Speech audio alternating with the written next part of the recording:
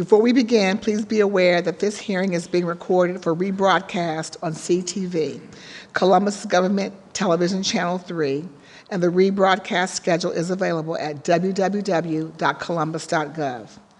Tonight's hearing is one in a series of biweekly committee hearings that I hold in order to review legislation in the committees that I chair. And again, this includes Health and Human Services, Finance, and Workforce Development committees. The goal of these hearings is to promote transparency and provide an opportunity for city residents to learn and speak on legislation that impacts their lives. There will be on occasions on which a committee is not covered because legislation is not always scheduled for each committee. The intent of each hearing is to review legislation that will be on City Council's agenda for the following 2 weeks. Tonight, we will hear information on legislation in the Health and Human Services and Finance committees. We will have several speakers on the agenda.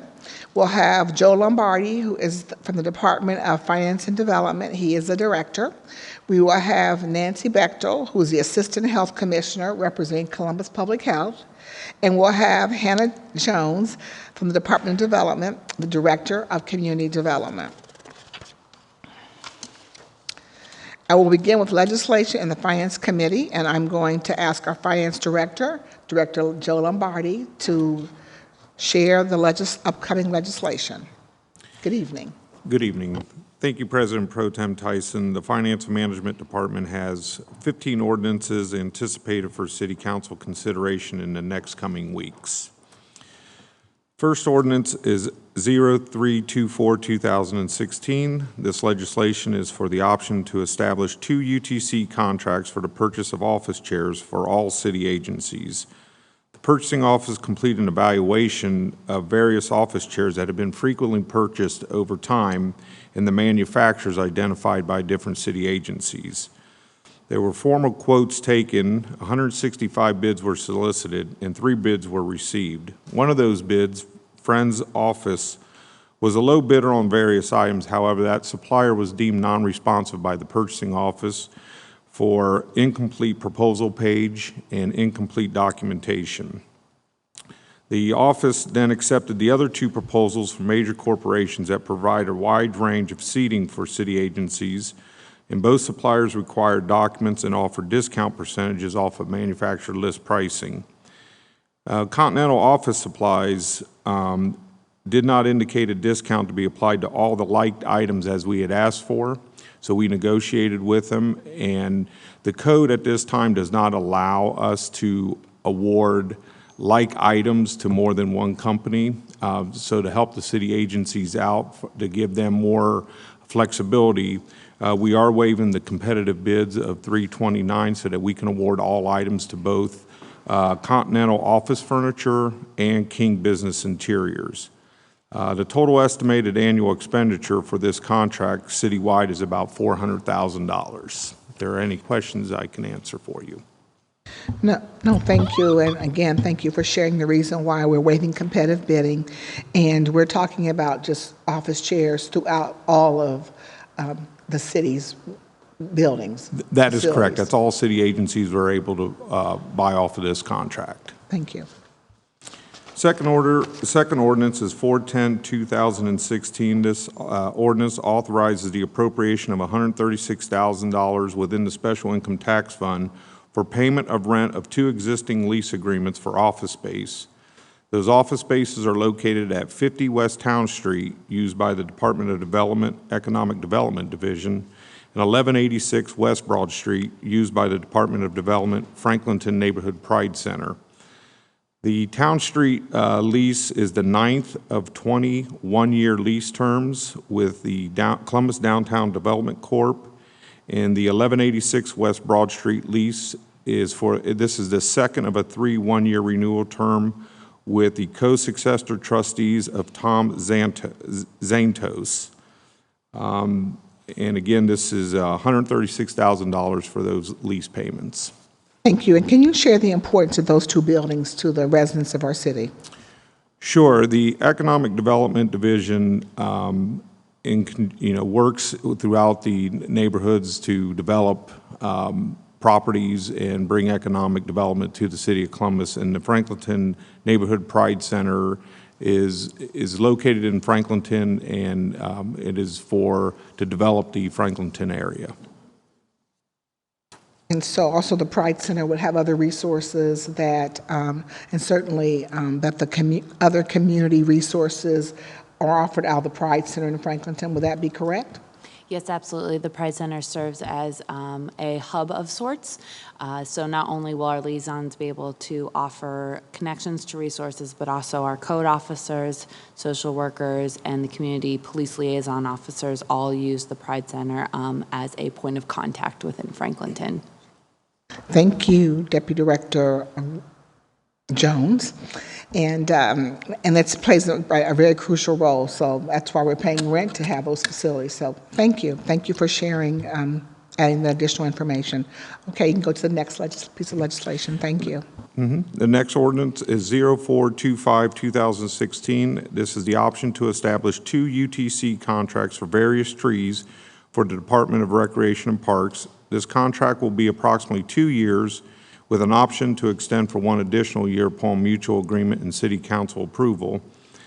Again, we are trying to make the contracts flexible enough to where the Recreation and Parks Department would have the opportunity to purchase trees from 2 different companies. And at this time, our city code does not allow that to happen. So again, we must waive the regulations of 329 to allow more than 1 company to offer those items to the Recreation and Parks Department. The total estimated annual expenditure for this contract through the Recreation and Parks Department is about $30,000 a year. They are the largest and sole user of this contract. And again, it's just adding additional trees in their parks. Yes. Thank you. The next ordinance is 0427-2016. This ordinance authorizes the Finance Management Director to establish 4 universal term option contracts with AT&T for various communication services. These services include our Centrex service, our 311 service, communication circuits, and MDA savings agreement. The purchasing office is also utilizing a State of Ohio Master Service Agreement for the purchase of AT&T switched Ethernet service, as that aligns with our city's technology migration strategy. Because of the nature and the complexity of the systems and the services being provided by embedded nature of some of our items, it is not practical to bid any of these services at this time.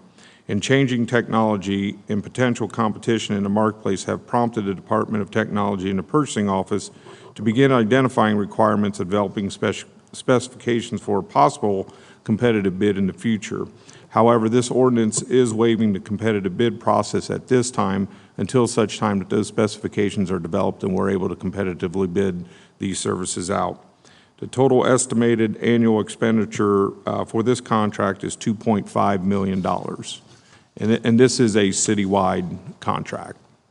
Thank you, Director. And certainly, as you said, you will, as being the Finance Director, will certainly in the future look at bidding that $2.5 million out. That is correct. Okay, thank you.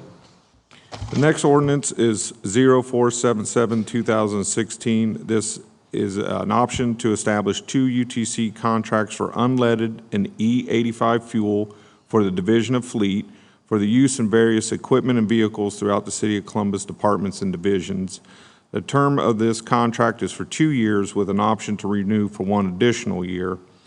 We are awarding 2 contracts, one for Great Lakes Petroleum, who was the low bid on items 1, 2, and 4, and Benchmark Biodiesel, for items 3, 4, and 5. This is just our fueling contracts for our vehicles and our equipment to fill up with either E85 fuel or just regular unleaded gasoline. Each city agency will require to obtain expenditure appropriations through City Council approval on their own. This is just to establish the 2 contracts. Thank you. The next ordinance is 0478-2016. This is the first round of vehicle purchases for the year.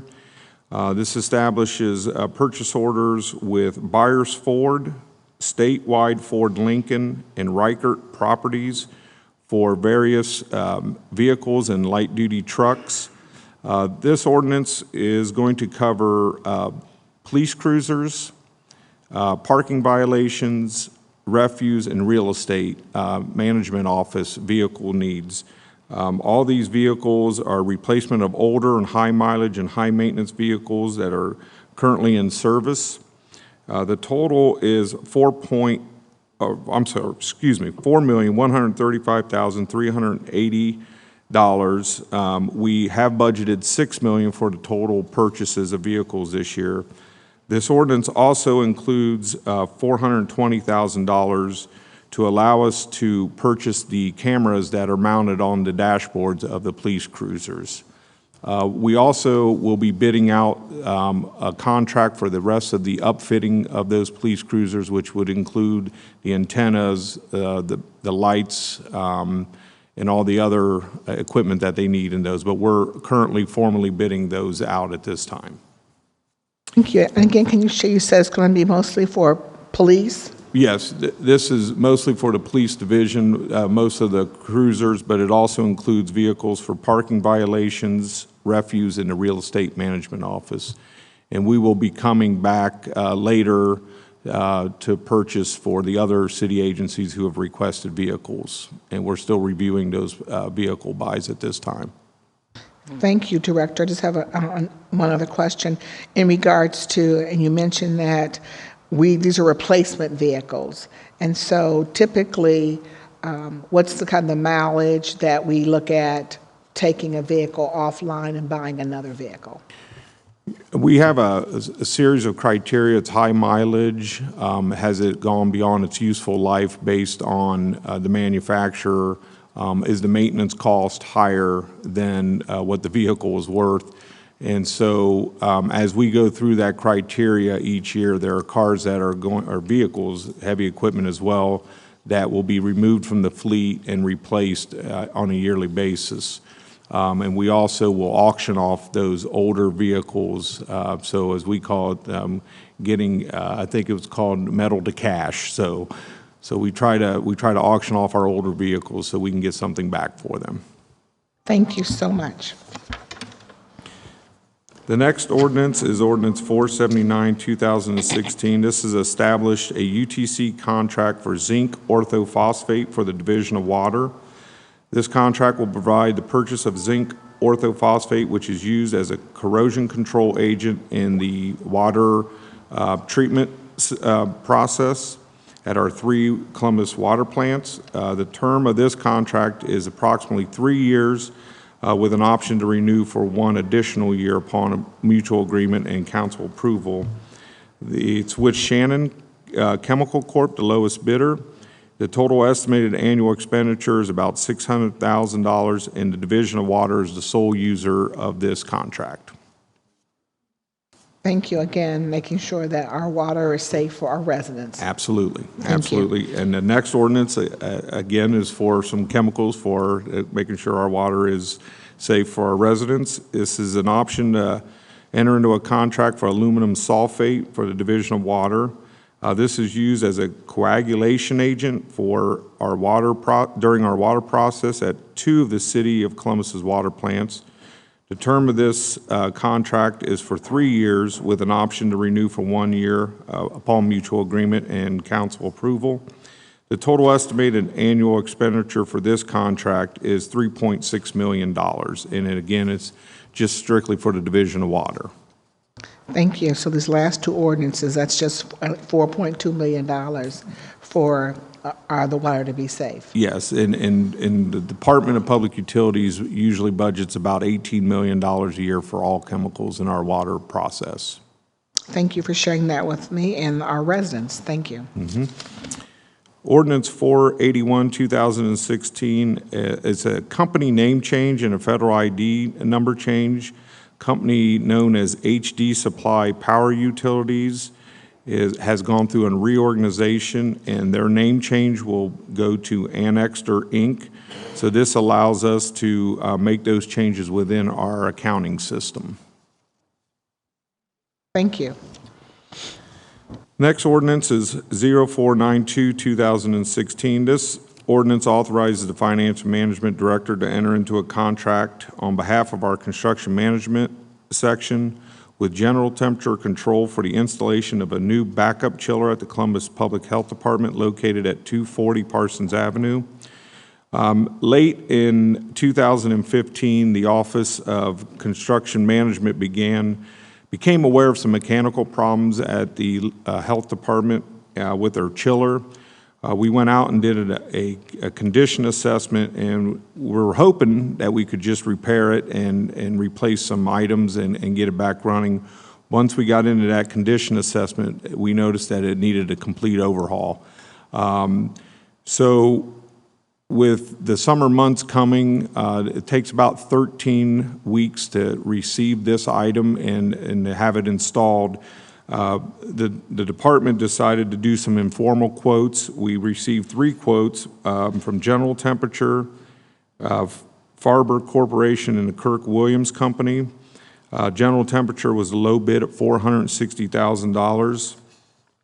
So we want to enter into the contract with them so that we can begin to order this chiller and get it replaced over at the Parsons Avenue Health Department. We will have, because informal quotes were solicited, a waiver of the competitive bidding process will need to be waived for this. And we believe that we'll have this installed and ready to go when those summer months hit.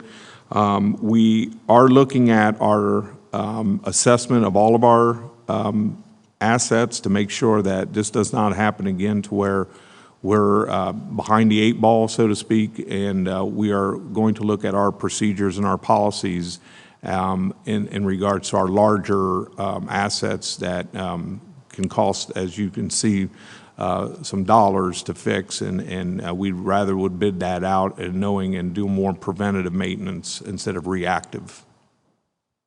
Thank you, Director, and certainly, you and I have had a conversation about this legislation, and I'm just very pleased that with your leadership that you're going to look at a different process to be able to identify if there are other facilities that need equipment, and that so that we don't have to ask for waiver competitive bidding, that we're kind of ahead of the game, and so I appreciate that. And I do understand why we need to do this right now, because certainly the Columbus Public Health, which is at 240 Parsons Avenue, they play a critical role in our community, and they have so many individuals that are in that building on a daily basis that to get the services that they need to continue to move forward with their healthy quality of life. And so we want to make sure that we have air conditioning in there at the appropriate time for the staff, as well as for all the residents that utilize that facility. So the waive, it makes sense, and again, so we're not going to go, hopefully we won't have to do this in the future, is that you're going to put a plan together to move that forward, and I thank you for that. That is correct. You're welcome. Thank you. The next ordinance is 0499-2016. And this is to enter into an option contract with W.W. Granger and J.D. Supply, doing business as Johnstone Supply, for the purchase of small electric motors for all city agencies. Again, what we were trying to do here is to allow flexibility for our agencies to purchase from more than one company for like items. And again, as we had mentioned earlier, the current city code does not allow us to award more than one item to a company, but this does help our city, and it does help our city agencies with flexibility and getting better pricing. So we will have to waive 329 to allow us to assist our agencies into having more flexibility in purchase of these small motors that are needed. The total estimated annual expenditure is $40,000, and again, this can be used for all city agencies. Thank you, Director. The next ordinance is 514-2016, and this is to authorize the expenditure of $1,134,000 from the Department of Finance Real Estate Management Office for payment of rent of 5 existing lease agreements for office and warehouse space used by the Department of Safety, and the lease of the municipal court, and the MOU with the Department of Public Utilities, and the use of our Fairwood Avenue facility for the Department of Public Safety and Recreation and Parks. So these are this is payments to these leases for these buildings where a variety of agencies are located. And the municipal court is in the 11th year of a 15-year lease with Gideon Development Partners and is assigned to the King Lincoln Gateway LLC. I'm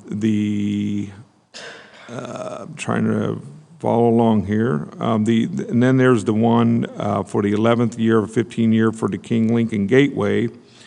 And then there's the 6th year of a 6-year renewal term with Lesser LLC. And then the renewal for the Center for Children and Family Advocacy at Nationwide Children's Hospital, doing business as the Center of Family Safety and Healing. And then there is the MOU between Public Utilities and the Public Safety and Recreation and Parks Department at the Fairwood Avenue Complex. Thank you. So most of these are for our city departments, and then we have the lease with the Center for Child and Family Advocacy, which that's a lease that we have inside of their building? Yes, Okay. yes. Okay. Next All right. ordinance is 0542-2016, and this is for the hotel and motel excise tax proceeds to be distributed to the Experience Columbus in the total amount of $9,446,000. And I have asked Mike Brown, the Vice President of Strategic Development for Experience Columbus, to speak on behalf of the efforts that Experience Columbus does for the city of Columbus. Thank you. Good evening, Mr. Brown.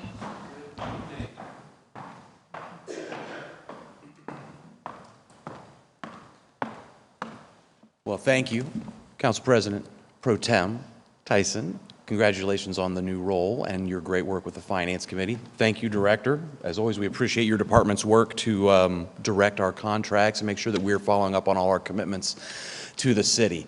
As you know, a few years ago, starting back in 11 and 12, we worked with the community, city council members, the business community, the Greater Columbus Arts Council, Margie Pizzuti and others with the human service community to have a good community conversation on where we're going and how we can increase funding for all of our nonprofit organizations.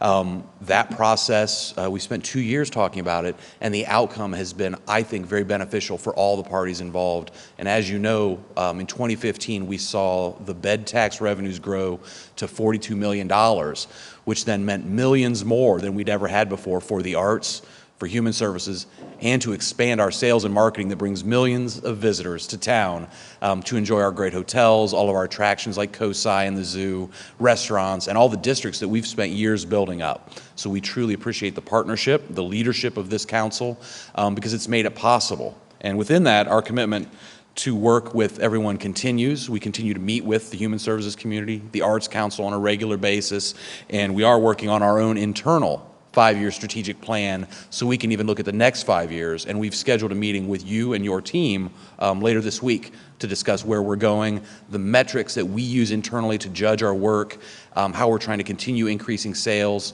And really the 2-point focus is going to be economic impact. How do we grow that economic impact for the benefit of the community, more jobs, more revenues, and more resources, but also how we tell that Columbus story and show the world that we have a great, strong pulse, that this is an attractive city to visit, and it's a great, fun, creative place. As GCAC likes to say, art makes C-Bus. We're helping make that true and tell that story to a broader audience around the country. So we appreciate the partnership. This is our annual contract, and we just want to know that we are serving our partners here at City Hall in every way that we can and responsive to all your needs, should you have any questions. I think that the one point that you made for the viewing listening audience is that the dollars that's projected in this budget for you is for the Experience Columbus is $9,446,000. And as you just stated, that in 2015, $42 million was brought into the bed tax, and certainly a great part of that is because of the work that you're doing. So it's really about the leveraging of our dollars to be able to help leveraging the dollars, and then being able to use those dollars to be able to support, of course, the arts and human services.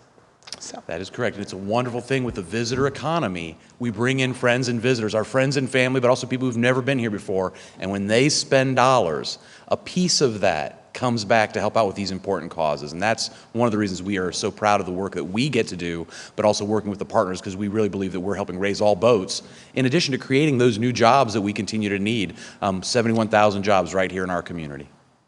Thank you very much, Mr. Brown. Thank you. Thank you.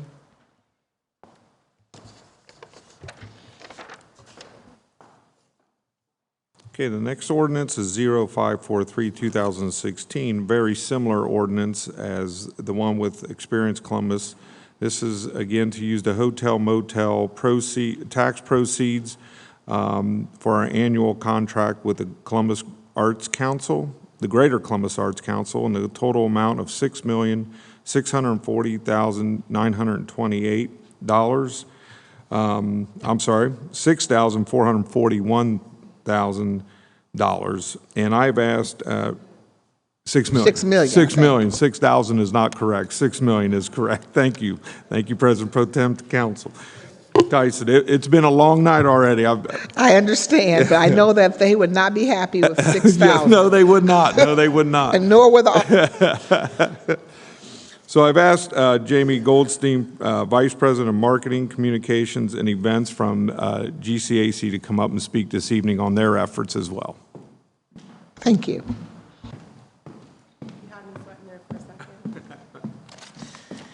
Good evening, Council President Pro Tem Tyson. Thank you, Director. On behalf of our Board of Trustees and our President, Tom Katzenmeier, and our entire staff, I appreciate you providing me the opportunity to speak with you this evening. The Greater Columbus Arts Council works to ensure that Columbus arts and cultural sector sees real results and growth, tangible results. In the past 5 years, we have realized significant success across 4 pillars of work: growing audiences, being a champion and providing leadership for the arts and cultural sector, and growing the resources available to artists and arts organizations. Columbus is blessed to be a place where collaborations and partnerships are the expectation, and we are a community with world-class, vibrant, and diverse cultural offerings. The increased support for the Arts Council from the bed tax that Mr. Brown referenced recently has been invested into strengthening our current programs and expanding our partnerships and collaborations throughout the community. In 2015, we provided 76 organizations with grants totaling $3.4 million and awarded an additional $175,000 to 204 artists. Each dollar invested by the City of Columbus through the Arts Council in support of these arts and cultural projects and artists sees a return of $27.04 to the local economy through other income. In addition, these organizations provided arts experiences to nearly 435,000 school children, and there were 3.9 million instances of arts and cultural participation to residents and visitors. This is more than 1.44 times the annual attendance of all Columbus home sporting events. Audience growth in the past 5 years is significant. Since 2010, earned revenue at our organizations is up 47%, and attendance is up 22.7%. The Columbus Arts Festival was ranked 21st in the nation out of the top 200 festivals, and our Community and Street Performer program paid 221 artists for 390 hours of performances on our streets in Columbus. In our role as champion, we're spearheading the Art Makes Columbus marketing campaign to build engagement and attendance in the arts. We're driving growth in the film and music creative sectors, and we're contributing to neighborhood development and revitalization through the funding of the Short North Mural Series, Urban Scrawl, Independence Day, and many others. We're investing in and leading economic impact research in the arts, and we're supporting the cultivation of world-class artistic leadership such as Byron Stripling, Edward Liang, Peggy Crea Dye, and all of the wonderful artistic leaders we have in Columbus. And our increased funding has also enabled us to provide more financial support to artists and arts organizations, develop a premier event calendar and artist directory at columbusmakesart.com, and fund projects like WSU's Broad and High, which shares the stories of Columbus arts across Central Ohio and across the nation. Expertise, advocacy, and collaboration are the cornerstone of what we do at the Arts Council. Every day we collect We connect Columbus organizations and artists with resources, we convene conversations around new ideas and collaborations, and we share best practices, helping organizations and artists thrive. We know that the arts ignite talent, tourism, diversity, and dialogue, and all of these efforts together support our community in very important ways: job creation, talent retention and attraction, increased tourism, improved education for our young people. As always, we are grateful to our champions at the city, Councilmember Tyson, Mayor Ginther, and all of our city council members for our funding, and to the individuals, corporations, and community partners who support our work in the arts every day. Thank you so much. I'll take any questions. Thank you, Jamie, for coming down. One question in particular. So if an artist wants to get involved in some of the resources that are at GCAC, how would they do that? They may go to gcac.org and look under grants and services. We have two key programs for artists. One is professional development. Artists can receive up to $1,000 to attend a workshop or a class to further their skills. And the other is our support grants. They can receive up to $500 to buy canvases or paints or dance shoes or anything that might be unique to their artistic discipline. Thank you. And you mentioned that we're working closely with the children in the school district, and can you talk a little bit about that? Absolutely. All of our arts organizations receive money based on certain criteria in the application form, and one of those that's very important is education and their efforts to both collaborate with Columbus City Schools and bring both take programs out to Columbus City Schools as well as bring school children into their facilities. So that's a key part of how we evaluate the applications that we receive from organizations. Thank you. And we have there's a new, I think, grant for the art trips, is that right? That is correct. Schools can receive money to help field trips specifically to arts organizations, and we're very excited about that. Again, if a school wanted to get in contact with you, how would they do that? They can email us at, through our website, gcac.org, or they can email me directly at jgoldstein@gcac.org, and I will connect them with our grants and services folks. Thank you. Thank you for coming down. I just want to mention that the reason the arts is so important and also the investment, even though I know that Jamie has already shared a lot of the positives for why we support the arts, but certainly the arts are important to our quality of life.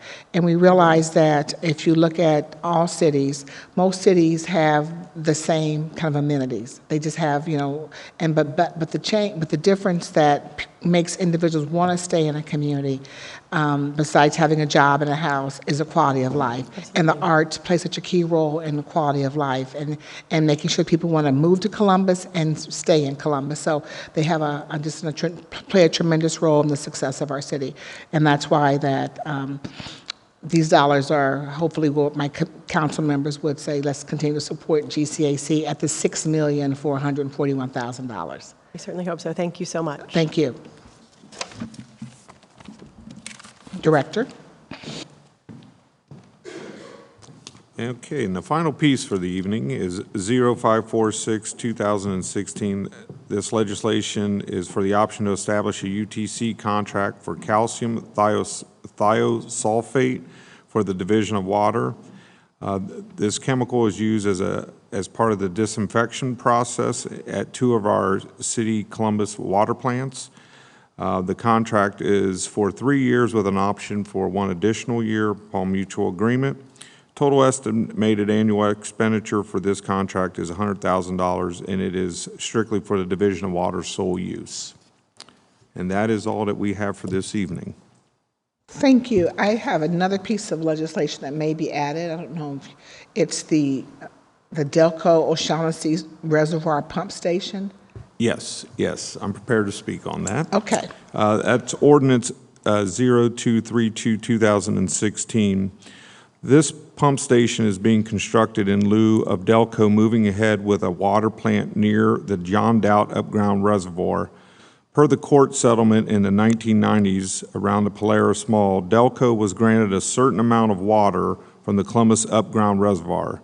Delco participated in the cost of the Upground Reservoir, around 15% of the construction costs. They helped the Department of Public Utilities with, and is entitled to some of the water out of that Upground Reservoir that we built. I believe now it's 2 years that it's been in operation. Delco has put on hold construction of a water plant near the reservoir and is constructing this pump station near Home Road. This pump station has cost advantages to Columbus in that Delco will move their allotment directly from the side of river versus using the allotment from the upground reservoir, to which water has been pumped from the Columbus upground pump station. This easement was also mentioned in a cost-sharing agreement with Delco signed by both parties in 2012. Lastly, the utility easements needed to be granted to Columbia Gas, NiSource, and AEP as part of the pump station's construction, in addition to the real estate being granted to Delco.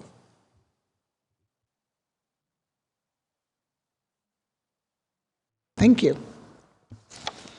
And that's all your legislation this evening? That is it. Thank you. Our next speaker will be from Health and Human Services, and it will be Assistant Health Commissioner Nancy Bechtel. Good evening, Councilwoman Tyson. Our first legislation for tonight, ordinance number 0398-2016, is two contracts. One is with the Ohio Hispanic Coalition that will provide promotora services for persons with limited English proficiency who receive services at a Columbus Public Health clinic. And the contract period will be April 1st through 2016 through March 31st, 2017, for a total amount not to exceed $32,000. The second contract under this legislation is a contract with Access to Interpreters, LLC, to provide language interpretation for persons with limited English proficiency who receive services at Columbus Public Health clinics.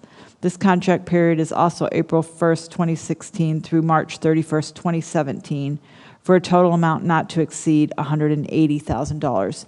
And these two contracts will serve over 6,000 residents with interpreter services. Thank you for sharing that, and it's so important that we have, excuse me, resources so that we can make sure that all of our residents get the care that they need in the language that they, excuse me, the language that they use. Thank you. The next ordinance is 0436-2016, and this is to continue our partnership with 10TV's Commit to Be Fit initiative. The 10TV Commit to Be Fit initiative works in partnership with Metro Parks, Giant Eagle, and the YWCA of Central Ohio, and us to inform viewers and readers with practical hands-on information utilizing 10TV's Facebook, Twitter pages, on-air news, and other promotional spots so that we can help provide residents with education they need to make necessary changes to lead active, healthier lives. This ordinance authorizes and directs the Board of Health to enter into a $75,000 contract with WBNS-TV for the period of March 1st, 2016 through February 29th, 17. This ordinance waives the provisions of competitive bidding. I mean, can you just share, in your opinion, what the value of this contract is to the residents of our community? So 10TV Commit to Be Fit has a wide audience, so they reach a wide amount of population, and it's a very well branded initiative that leads people to think about how they eat, how they practice active living, activities they can do, and to be active, to be healthy. So it's a known initiative. When we say Commit to Be Fit, people know right out the gate what we're talking about. Thank you very much. The next ordinance is 0486-2016, and this is an ordinance to allow us to accept funds from the Central Benefits Healthcare Foundations in the amount of $166,000 for the time period of January 15, 2016 through January 14, 2018. This ordinance is needed to accept and appropriate these funds in grant money to support our Celebrate One constituency coordinator position.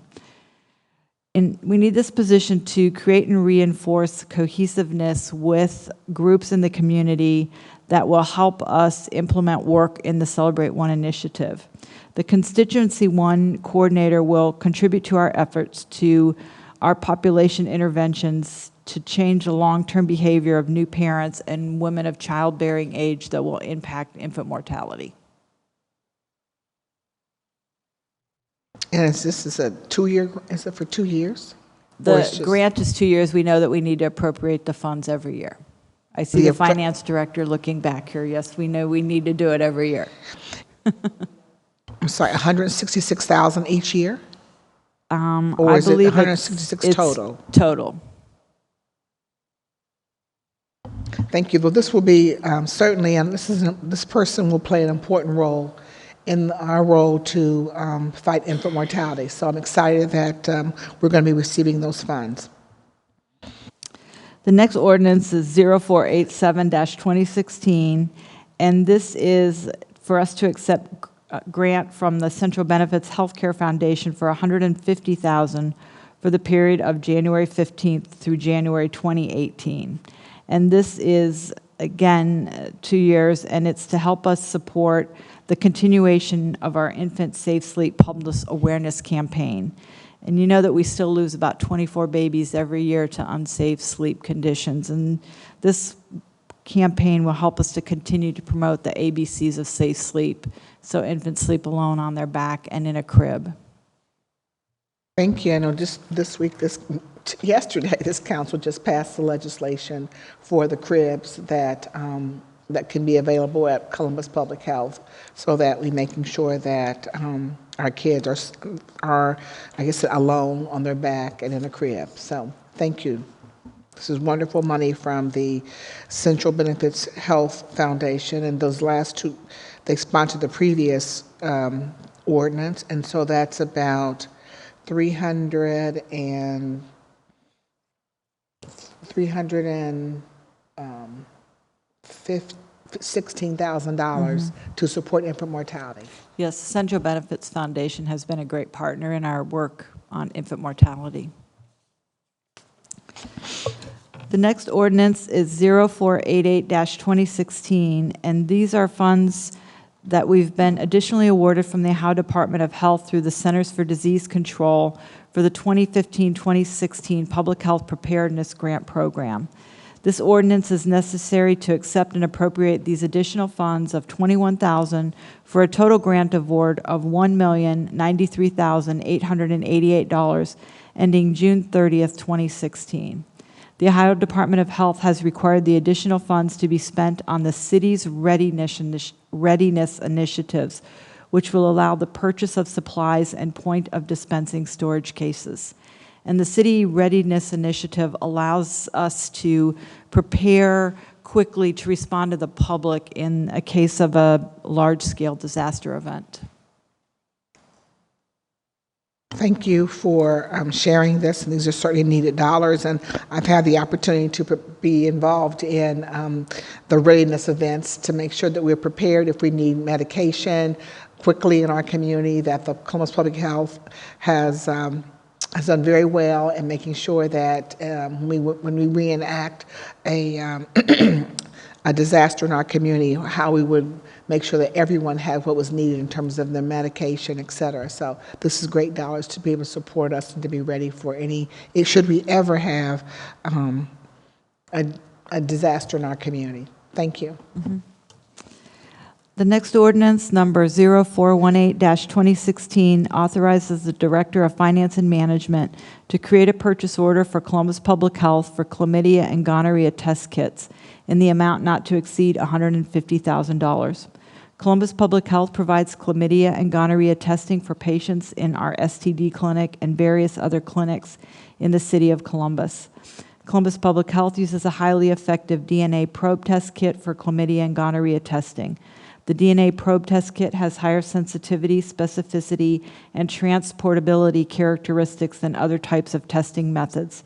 Because Hologic GenProme is the sole provider of the DNA test kit, which is the only FDA-approved test kit available in the United States, this purchase is being made in accordance with the sole source provisions of the city code. And this ordinance, if passed, will allow us to serve about 10,000 individuals. Thank you. The last ordinance I have for tonight is 0420-2016, and this ordinance authorizes the Director of Finance and Management to create a purchase order for Columbus Public Health for HIV/AIDS testing kits from the Biopool US Incorporated, DBA Trinity Biotech, in an amount not to exceed $20,000. Columbus Public Health provides HIV/AIDS testing for patients of our STD clinic and HIV counseling and testing site. Columbus Public Health uses the Unigold HIV test kits, which is a rapid HIV kit. The CDC recommends that the rapid HIV test be used to better ensure that all patients receive their results. Because Trinity Biotech is the sole provider of the only FDA-approved, CLIA-waived rapid HIV test with a 10-minute turnaround time, this purchase is being made in accordance with the sole source provisions of the city code. Biopool US Incorporated, DBA Trinity Biotech, is the sole manufacturer and distributor of these rapid HIV tests in the U.S. And if passed, this legislation will allow us to serve about 2,500 individuals. Just a question, do we use the 2,500 tests every year, do you think? Or? Yes, this is what we've been using. And the last one for chlamydia? Yes. It's for 10,000 individuals, so you may test 10,000 individuals a year? That's on average, yes, with these. Okay, thank you.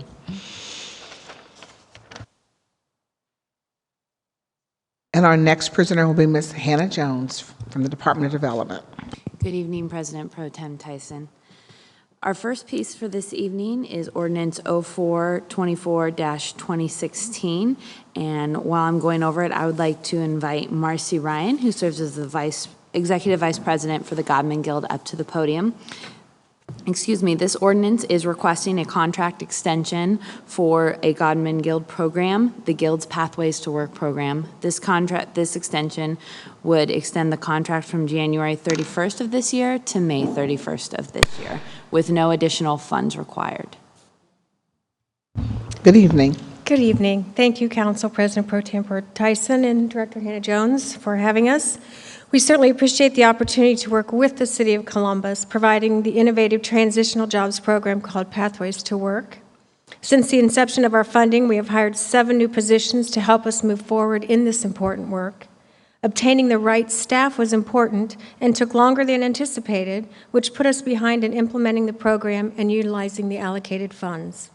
One of the important components of the program is employers willing to work with us and understand what is required to provide transitional job experiences for our participants. We have been able to secure and maintain 2 employers to date, Mid-Ohio Food Bank Roots Cafe at the Reeb Center and Nationwide Children's Hospital in conjunction with our partnership with Community Properties of Ohio. However, we need the right employers willing to work with the program. To help us increase this focus, we plan on hiring a specific position solely to focus on obtaining new employers for this program. In just over 7 months, with only 2 employers, we have worked directly with 24 persons in the Transitional Jobs Program. Of those 24 participants, 83% of them required at least 1 intervention during their employment. These interventions remove the participants from their job while we work closely with them to understand employer expectations and behaviors necessary to keep a job. Of those receiving interventions, 70% remain engaged in programming, which demonstrates their desire to learn these new skills. As of today, we've had 4 participants successfully complete the Transitional Job Program. 1 has secured employment that fits her interest and her schedule, and we are working with the other 3 to place them in long-term positions. We know this work is significant and want to continue building upon the program. Your approval to extend funding through the end of May will help us accomplish this task. Thank you. Do you have any questions? No, I think that I will encourage my colleagues to grant the extension and certainly realize that some of the obstacles that you have faced and do face. And I will just be, watching this closely because it is a program that is needed in the community, but I also know there's lots of challenges with a lot of the individuals that you're trying to work with. And so we need to I'll just be keeping a very close eye because I want you to be very successful. And I want the individuals that are coming to you and need employment to be able to have success. And this is an important initiative that you are working on at Godman Guild. And we want to help you to be successful in doing the work. So I'm going to also suggest that if Ms. Hannah Jones, and she keeps me saying, I keep hesitating because there's Hannah Jones and Hannah Reed in the same department. I have to make sure I say Jones, that if there's, I just ask that you would reach out to them should you need any assistance, because we want to help you to be successful. We Because if have you- actually done that with Mr. Kim Stans, who's been very helpful, and we actually have a meeting with him this week to continue talking and conversation about the program and how to move it forward. All right, well, thank you. We will, I'm sure, I'll hope my council members will say yes, let's get this extension. And again, our doors are open.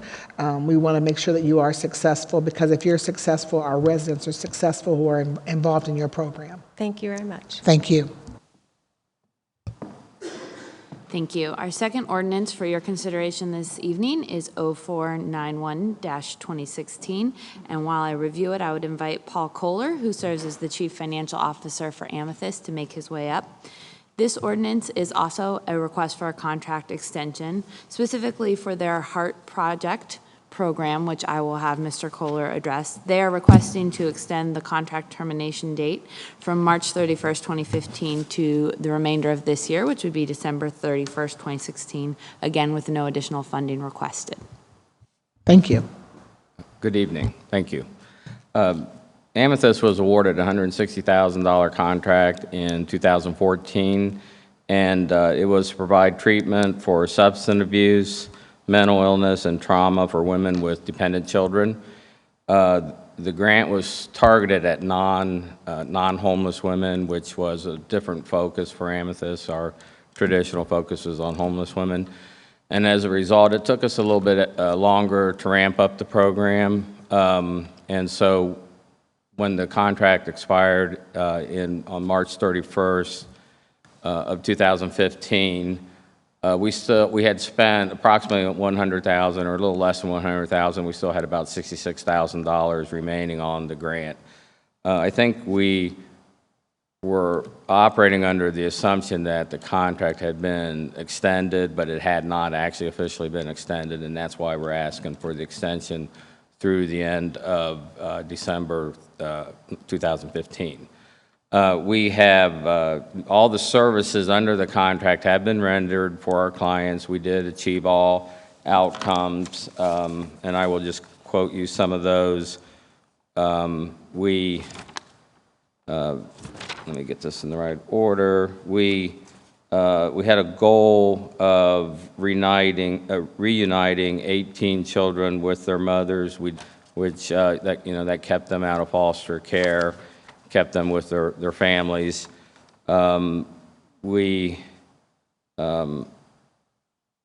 We also achieved the goal of actually exceeded the goal of keeping children who are already with their mothers when they entered the program, keeping them with their mothers so they did not go into foster care. And the goal was 18, and 23 children remained with their mothers. And then the other goal was to keep the women in the program for at least 6 months. And the goal was 12, and we actually achieved that for 19 women. So 19 women stayed in the program for at least 6 months. So if there are any other questions. No, I certainly am in support of exiting the contract to the December 31st of 2016.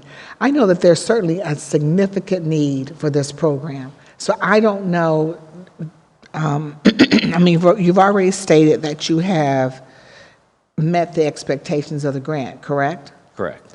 And so, and there's still $66,000 or so left to serve more individuals, is that? Correct. Well, actually, we've already used the fund. Well, we've already expended that amount of money providing services to these women. We did achieve the goals, but the expiration date would be extended to the end of the calendar year. So this would actually reimburse us for services that we've already provided. So you're basically saying that you didn't submit the documentation to be able to receive the funds? That's correct. We didn't do it in a timely manner. Okay. And so we will, and I know that your organization's in transition right now. That's correct. So I understand that, and I'm hopeful that things will move forward because there's an absolute need for the work at Amethyst. That is true. And just That's really right. appreciate what you do and helping to move families forward. And you've had over a 30-year success of doing that, and want to continue to see you help families move forward.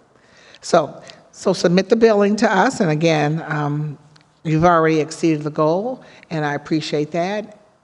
And hopefully my colleagues will, again, be able to support this extension. We appreciate your support. Thank you. Thank you very much.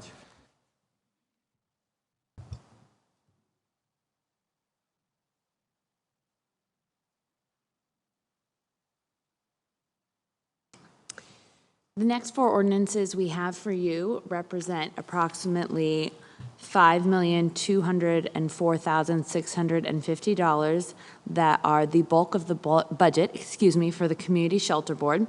I would request that Sarah Loken come up to discuss the details of the program while I go over each ordinance and its breakout. The first ordinance is 0551-2016, which is for the safety net program. It is $2,872,304. The second ordinance is 0552-2016, which represents a commitment of $902,734 for the Rebuilding Lives program. The third ordinance is 0553-2016, which represents a commitment of $1,104,612 for the crisis response system that the Community Shelter Board runs. And then lastly, we don't have an I'm ordinance. sorry, which one did you just say? I'm sorry, 0553. And it's for how much? It's for $1,104,612, but there was a typo on the, are you looking at the legislation letter? Yeah, and it says 902. It's a typo. I'm sorry, ma'am. Okay, I'm thinking, I caught it this afternoon. I apologize. If you look in the body of it, it references the 1.1 million. Okay, perfect. Sorry about that. I didn't realize that it had gotten to you. I apologize. And then the last ordinance, number 4, which you are graciously allowing us to hear this evening, does not have an ordinance number yet, but it will represent the $325,000 of home that goes to the tenant-based rental assistance that CSB provides. And from here, I'll turn it over to Sarah to discuss the programming in detail. Thank you. Thank you. Good evening, President Pro Tem Tyson. The legislation before you tonight in these areas will allow the Community Shelter Board to do several important things for the 12,000 people that experience homelessness each year. First, we will provide shelter to those who have no other safe place to lay their head at night. Our shelter programs can provide safe shelter for around 1,000 people each night in Columbus. And shelter like this helps a single mom keep her kids safe until she can land back on her feet. Secondly, we'll provide services to help people move out of shelter and back into housing as quickly as possible. Our navigators can link people to jobs and job training, support services, health care, and housing, all focused on ending the homeless crisis as fast as possible. This is a program that can help a woman who can't string together enough part-time jobs to actually afford an apartment. So if she is connected with job training, she can actually pull herself out of homelessness. And for people experiencing chronic And that's the Rebuilding homelessness, Lives program? Is that the Rebuilding Lives in 1 million? the one Which I was just talking about is the Navigator program in the crisis response category. Which, the 2 point, no, that's not it. What's the amount of money? 1.104612. Yeah, okay, the crisis response. Okay, Yes, thank you. Yes. And lastly, I wanted to mention what we're able to do for people experiencing chronic homelessness and those with disabilities, and that is to provide affordable, supportive housing with services right on site. Doing that saves money for jails, hospitals, and other systems, and it also ends human suffering. So a program like this can help a wounded veteran who served his country and then found himself homeless. In supportive housing, he can receive medical care and support groups right on site, along with the independence and dignity and respect that he has earned. Your compassion for people living in poverty and homelessness is very clear, and we're grateful for your ongoing enthusiasm and support. All right. Well, thank you for coming down and certainly talking about each of the ordinances. But I have just a couple questions. So the outreach program, we've talked about that a little bit, and that's the program that individuals that are living, either who choose to want to still live outside, that provide those resources to them. And there's an intervention team. I think they were here the last time we had a hearing Yes. and talked about that. So that legislation would be on. And then, of course, you just mentioned the safety net. Just that's some of the 12,000 people that you're Yes. taking care of. And 1,000 of them are single moms. But you said, no, you mentioned 1,000 people on any given night are sheltered. sheltered. Yes, that would Thank be you. men, women, and children. men, women, and children, everyone. Yes, Okay. yes. And then the Rebuilding Lives program, which is, just talk a little bit about that for our Yes, viewing. that is our supportive housing program where we can help people who have experienced chronic homelessness and have disabilities to provide a subsidized housing situation for them with services right on site, like medical care and job training and support groups. And the crisis response team. All right. Yes. Thank you. And certainly, I think that we will probably have a hearing at some point but on homelessness in the city of Columbus, so you can really share more information about who is homeless, the amount of money that they make, just all the details about why people, what you're seeing with the homeless population. That would be great. We'd Thank welcome that opportunity. Thank you. All right, thank you. Thank you, ma'am. The remainder of our ordinances this evening, 5 ordinances, address the allocation and ability to enter into contracts with various organizations under our human service funding umbrella. Earlier this year, City Council passed a budget of overall $5 million. So these ordinances allow us to enter into the contracts to serve our residents. In addition to the bulk of the funding going to the second year of the competitive round of grantees, we do maintain 3 separate contracts with partners who serve our city and provide services to us.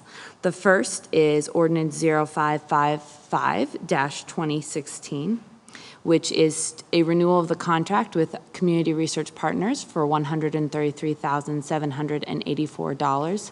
They provide data access to our community as well as technical assistance and conduct specific partner research projects on our behalf and for us. And that amount is $133,784. Yes, ma'am. Thank you. The next ordinance is 0556-2016. This is the renewal of a contract with Adam H. for $288,799. And this is for their continued work with youth in the area of alcohol, drug, and substance abuse awareness and prevention. And our third contract, which is 0557-2016, is with Hands On Central Ohio, and this is for $192,659, and this is for the intake and referral services that they provide to the residents of Columbus through the 211 phone and resource database, as well as their website. Thank you. Our remaining ordinances, which are 0558-2016, 0560, 0561, and 0562-2016 constitute the combined funding of $3,934,698, which is the competitive grants that we have made to 39 programs within 31 organizations that provide services in 3 priority areas to the Columbus residents as part of the competitive process that we undertook in 2014. And I can go into detail on them, but I know we'll be having a separate hearing, so you just let me know what you would like me to cover. We don't have to go into detail tonight because we're going to have 2 hearings where each of those organizations that are receiving funding from the City of Columbus will come down and share with this council, as well as the viewing and listening audiences, the services that they are providing to our residents, and also give our residents an opportunity, if they need to utilize those services, be able to have information about those services if they're needed. So we will go over each of those and hear their success from the competitive bidding process in March, before we pass the legislation. So thank you. Thank you. That's all I have this evening. And this will conclude our hearing for this evening. Again, I want to thank our Finance Director, Joe Lombardi, for presenting his legislation for the next couple of weeks. Also, the Assistant Health Commissioner, Nancy Bechtel, and also the Director of Community Development, Ms. Hannah Jones. Again, I want to thank my council members who with their staff, serve our community with pride each and every day, and they feel it as they appreciate the opportunity to serve our community. I want to thank City Council's Legislative Research Office. I want to thank Mr. Mike Kessler, who was here in council chambers this evening, and he is the director of our legislative research team. I want to also thank Matt Erickson, who staffs the Finance Committee from the legislative research team, who is also in council chambers.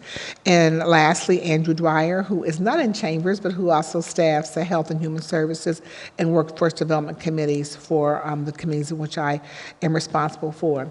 Again, I want to also thank my staff, Nicole Harper and James Lewis, for being here and being able to serve the residents of our community and making sure that these hearings run smoothly. And then the hardworking team of CTV who make these hearings possible. And then lastly, the residents of the city who allow us to be able to work for you each and every day. And again, our offices are always open. I say that if you live in Columbus or you work in Columbus, then I work for you each and every day. So thank you for being here. Have a great evening, and this hearing is adjourned.